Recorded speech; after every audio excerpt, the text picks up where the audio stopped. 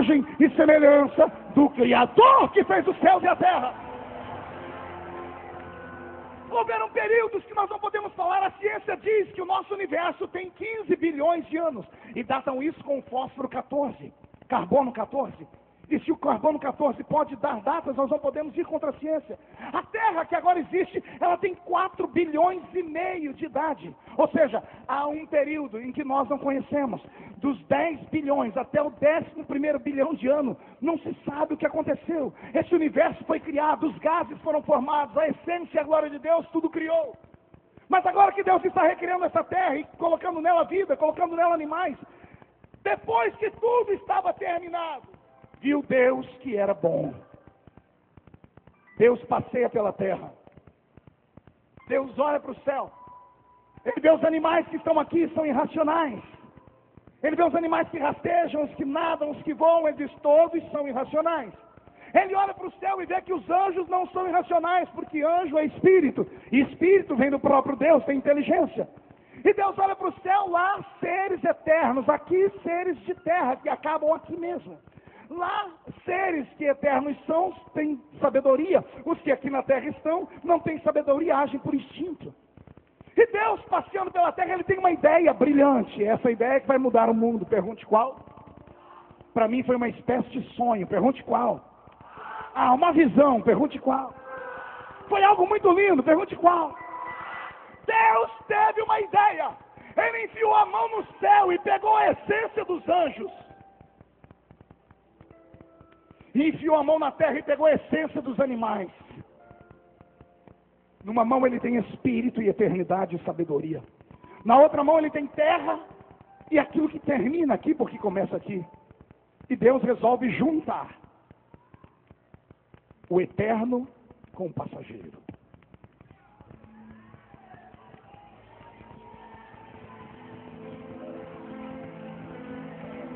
Agora que a matéria está pronta, Deus levanta ela e diz, eis aqui a mais bela de todas as criaturas. Alguém sabe de quem eu estou falando aqui?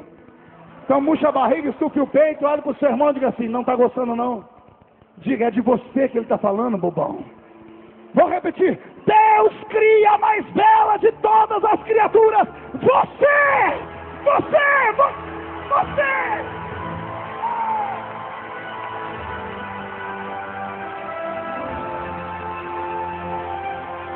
Agora eu tenho as minhas conjecturas.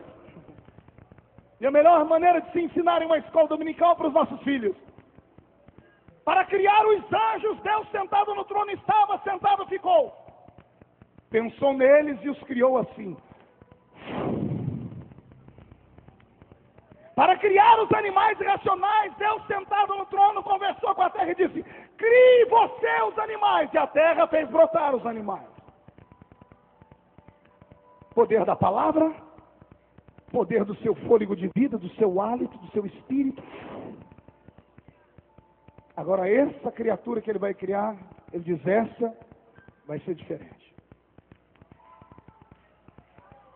Deus manda os querubins pararem perto do Éden. Eu não sei se no rio Tigre ou se no rio Eufrates. Deus desce dos anjos, arregaça as orlas do seu manto.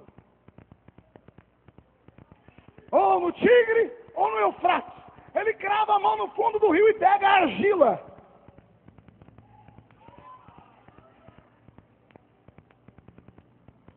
E o Criador agora olha para a argila e diz, eu preciso de um modelo para fazer o homem.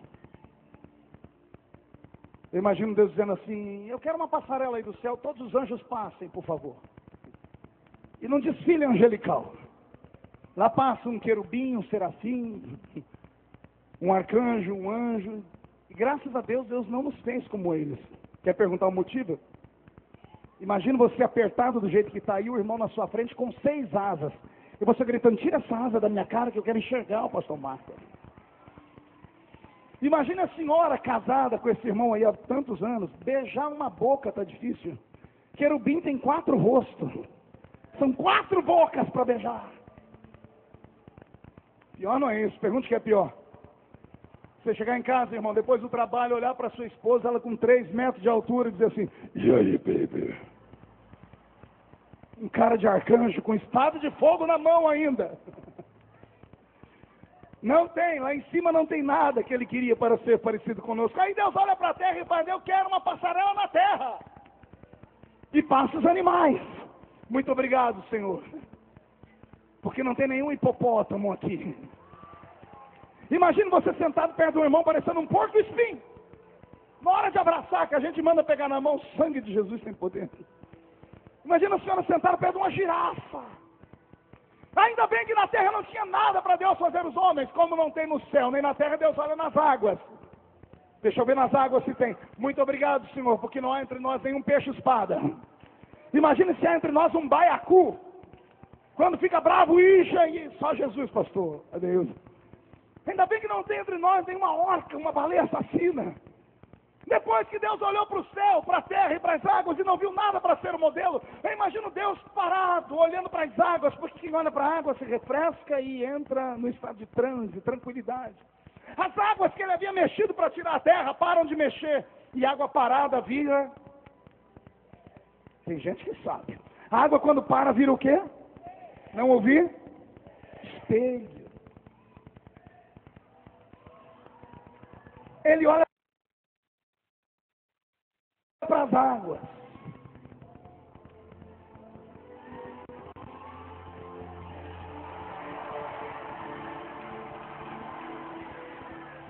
A Bíblia diz que o corpo de Jesus foi criado na eternidade passada. O Cordeiro foi morto antes que o mundo fosse criado. Ele viu o corpo. E ao ver o corpo diz: já tem um modelo para fazer o homem. Homem não vai ser chimpanzé. Se você é da teoria de Charles Darwin, o seu avô foi orangotango, é problema seu. Eu sou herdeiro de Adão. Sou imagem e semelhança do Criador.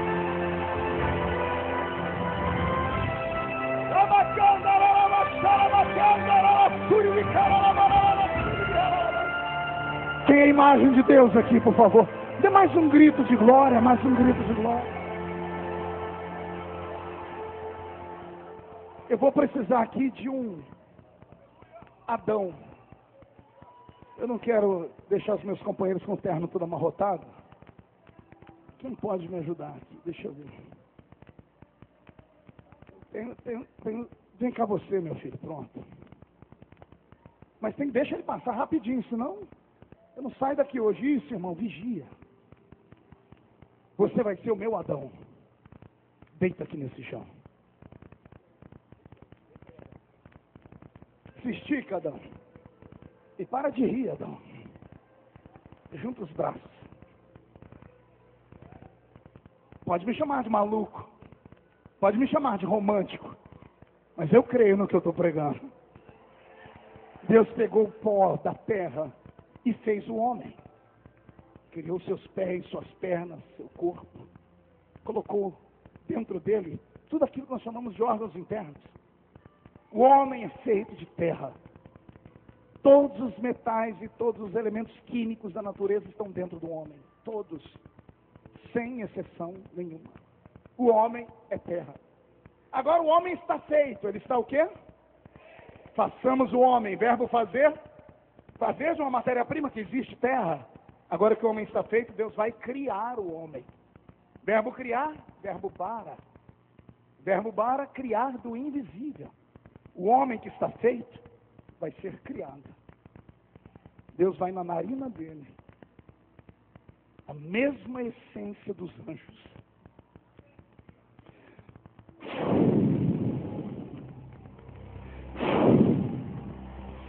A Bíblia diz que Deus sopra sobre as narinas dele. E o coloca de pé.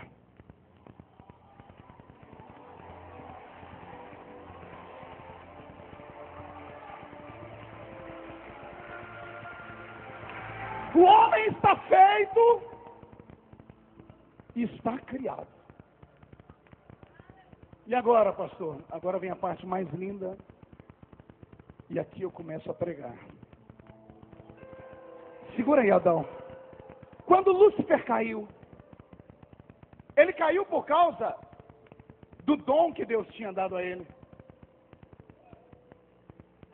O dom que Deus deu a ele não foi só o dom da música. Ele era um adorador, vereadora Carla. Um adorador. Era ele quem encantava o coração de Deus. Ele quem deixava Deus de sorriso de orelha a orelha. Era ele que deixava Deus se sentindo importante. Quando ele caiu, o céu perdeu esse adorador. Antes de cair, Deus cravou a mão dentro dele e arrancou dele esse poder. Por isso ele tombou. Todo ser humano que nasce para uma coisa e ele perde a essência daquela coisa para ser, ele perde a vontade de viver. Toda pessoa aposentada, parece que antes da hora, ela fica sem ocupação, daqui a pouco ela tende a entrar em depressão e a morrer. Dois velhinhos ficam juntos, enquanto um está do lado do outro, ele fica vivo. Quando um morre, dias depois vai o outro embora. A essência para a qual a pessoa vive, quando deixa de existir, se perde. Ele foi criado para adorar. Lúcifer não foi criado para outra coisa, foi criado para adorar. Mas Deus arrancou dele o poder da adoração, porque ele devia adorar a Deus e ele recebeu a adoração para si. Agora que Deus tirou de Lúcifer, Deus vai dar para outro. Ele criou Adão. Agora ele diz, tudo que era de Lúcifer agora é seu. Essa terra era dele, agora é sua. Esse reino era dele, agora é seu. E o que era dele, eu dou para você também. Me adora. Me adora. Me adora!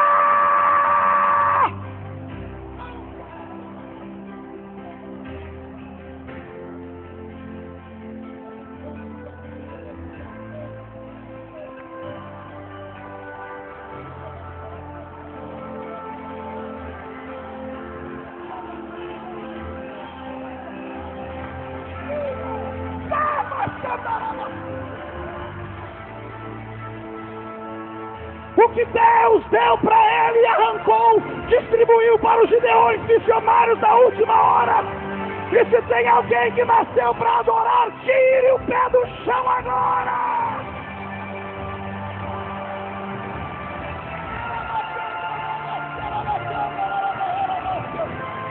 No seu assento por um minutinho só, e ouça-me. Igreja de Cristo, noiva do Cordeiro, imaculado e santos de Deus, nós não nascemos para outra coisa a não ser adorar o nome dele.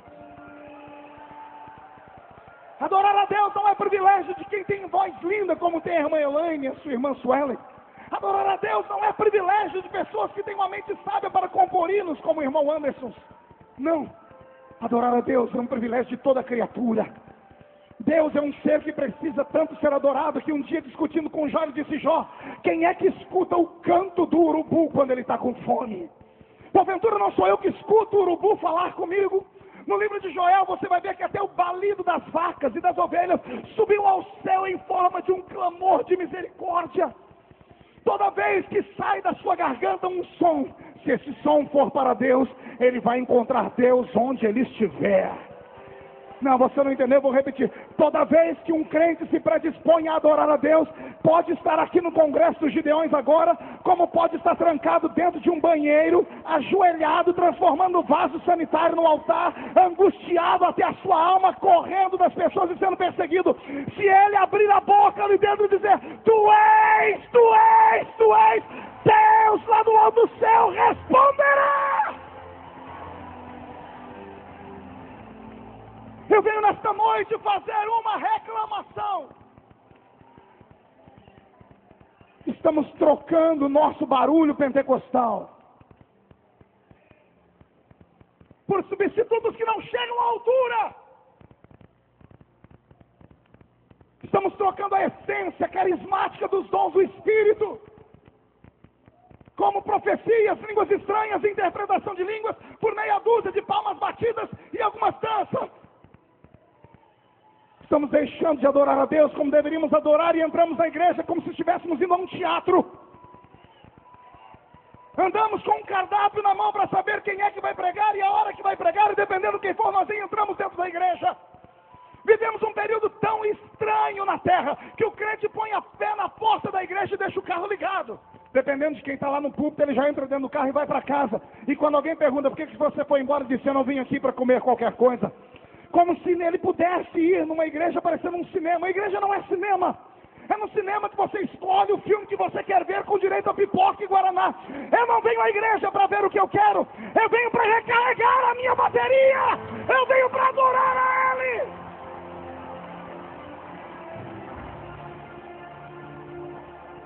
Você não sabe o poder que está nessa sua garganta. Eu vou repetir, você não sabe o poder que está nesse seu grito de glória. Se você entendesse o que acontece quando um crente grita, você estava virando cambalhota nesse lugar. Isso não é mensagem para crente intelectual. Isso é mensagem para canela de fogo. Cadê os crentes pentecostais nesse lugar que entendem o que eu estou falando?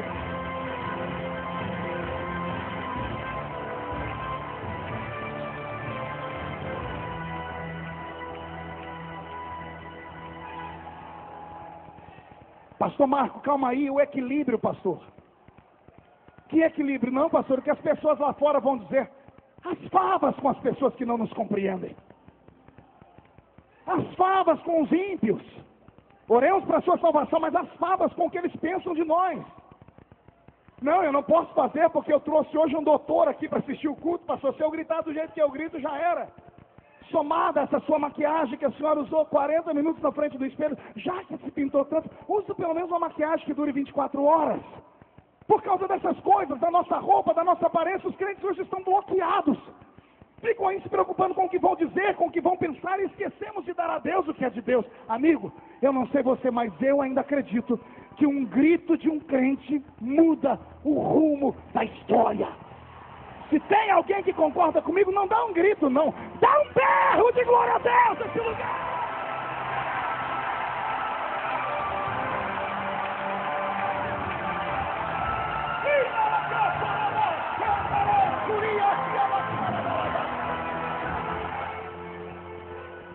Por que é que você acha que o diabo te odeia tanto?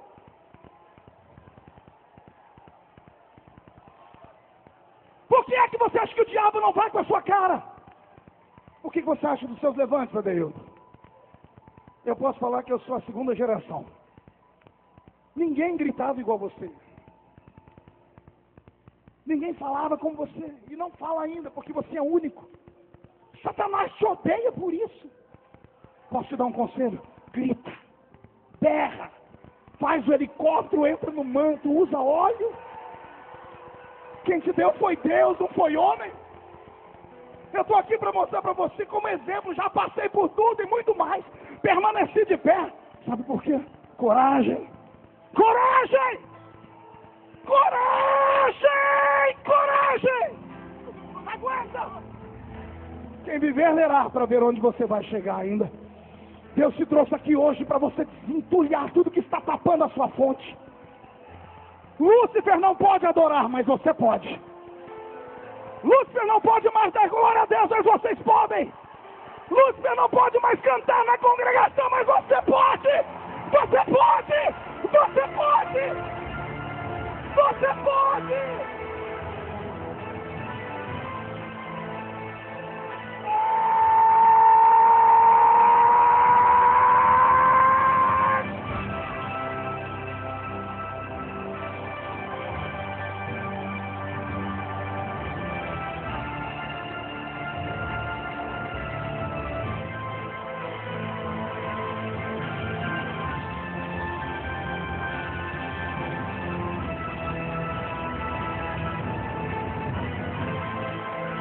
Estamos falindo. Ouça. Estamos falindo.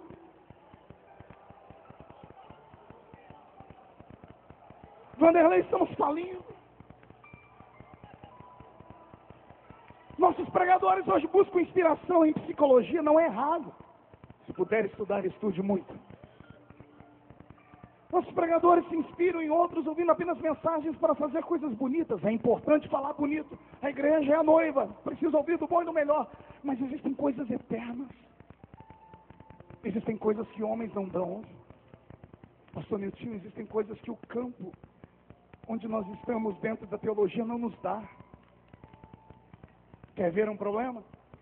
A maioria dos homens e mulheres que vão estudar teologia vão estudar por causa de uma coisa. Pergunte o quê? Por causa de uma chamada.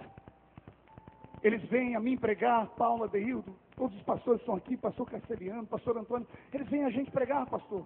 Nós não vamos para a teologia, porque eles têm teologia. Ah, se eu pudesse falar para você, e com cuidado. Porque quando entramos dentro da teologia, nos esfriamos. E eu faço uma denúncia aqui nesse altar. A denúncia é que a teologia que nós aprendemos não é uma teologia pentecostal. Pode tomar assento, senhores. Não há uma teologia pentecostal no Brasil. Nossos dois missionários, pastor Cisino, Daniel Berg e Gunnar Wingre, eram teólogos batistas. Receberam batismo com o Espírito Santo por revelação. Entraram pelo campo de Belém do Pará, fizeram prodígios e maravilhas. Quando a igreja cresceu, a Assembleia de Deus, eles se preocuparam em dar ensinamento. E eles agora vão ensinar a eles o quê? Teologia batista. Nada contra a teologia batista. É interessante e importante. Mas uma teologia não carismática. Não crida em dons. E tudo que eles ensinavam sobre dons era o que eles haviam experimentado. Lá na Rua Azusa. E esse foi o problema. É por isso que nós vamos em algumas igrejas. Todas são Assembleia de Deus. Mas chega numa tem fogo, chega na outra não tem. Chega numa o povo só chora. Chega na outra pode tudo, na outra não pode nada. E eu estou falando da minha igreja. Por que isso? Porque não há uma teologia concisa. E talvez seja essa hoje a maior brecha que temos na história do Brasil. Na história do mundo, o cristianismo está tão dividido por falta de uma teologia coesa, que o mundo muçulmano nos afronta. A Europa toda está sendo islamizada. Por quê? Porque os muçulmanos não mudam. O que eles eram há 2, 3 mil anos atrás são até hoje. São radicais. Você viu alguém brincar com eles?